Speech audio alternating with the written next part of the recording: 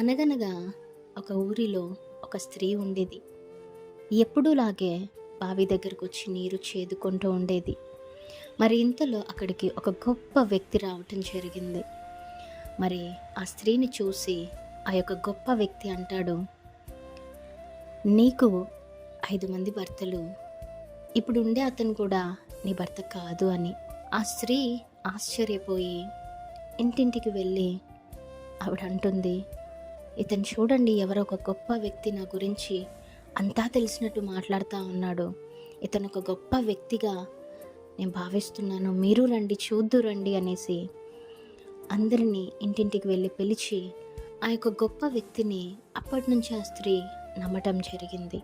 మరి బైబిల్‌లోని ఈ స్టోరీ, ఈ ఇద్దరు క్యారెక్టర్స్ ఏంటో ఏ పుస్తకంలో ఉంటుందో ఒకవేళ మీకు గుర్తు ఉంటే తప్పకుండా కమెంట్ చేయండి.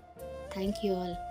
లైక్ చేయండి, షేర్ చేయండి, సబ్స్క్రైబ్ కూడా చేయండి.